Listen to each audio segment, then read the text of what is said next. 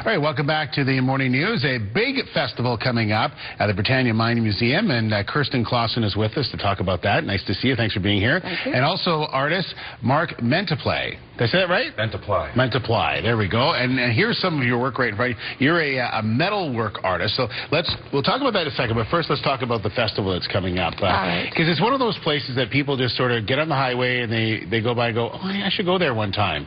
Now's the time to stop in and check it out. Well, certainly next weekend on August the 7th, it is the time to stop, because Copper and Fire is an event that makes the museum experience even all that more enriched, because we bring in artists and we look at mining through the eyes of an artist. So artists who are inspired by mined products such as metal or pottery or glass have an opportunity to talk to our visitors about why they use mined product in their works. That museum has gone through a tremendous amount of work over the last couple of years to take it where it is today. Just talk about where it's gone from to where it is now, and it really is a jewel of our province. Well, it is, and it's been around for a long time. And it is a place where the industry has taken an interest in it, to have mining talked about in a way with lots of different ways to understand it. And certainly in the last 18 months we have transformed it, and I think it's a National Historic Site with good reason. There's many stories, many reasons why people should want to connect with the subject of mining in British Columbia.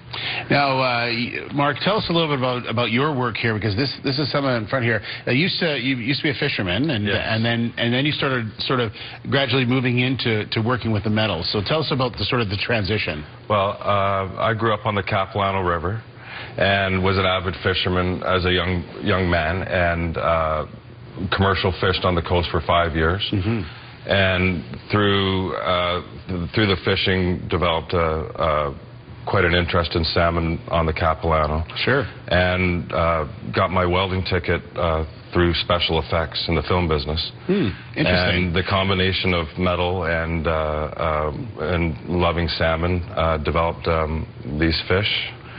And now, these are obviously the first couple. Were they look exactly like this? Or? Not at all. No, not at all.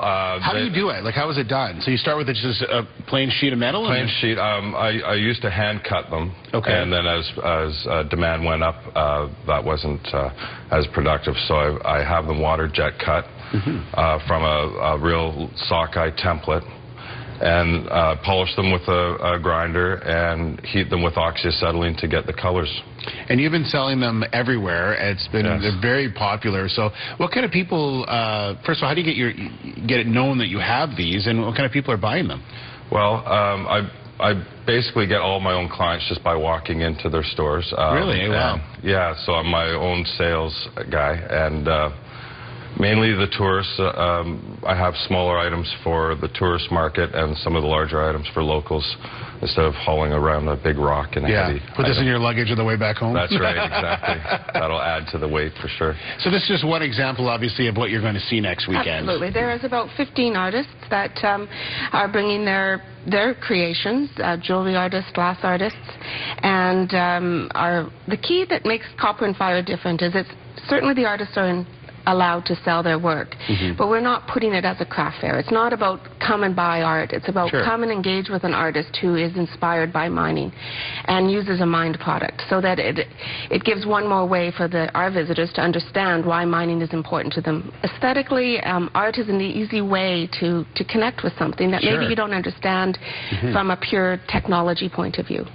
And then, we round it out with musicians so that it becomes very festival-like, and nice food. And the mill building is a big feature, because the concert the night before with Peppy Danza and Fire Spinners is an opportunity to experience the mill building in a very intimate, quiet way, but yet phenomenal music that's percussionists, and Peppy Danza is an award-winning percussionist, and he uses stones and metal, again, that mining theme, placed inside a National Historic Site that's all about crushing rock. And so there's many connections in this event.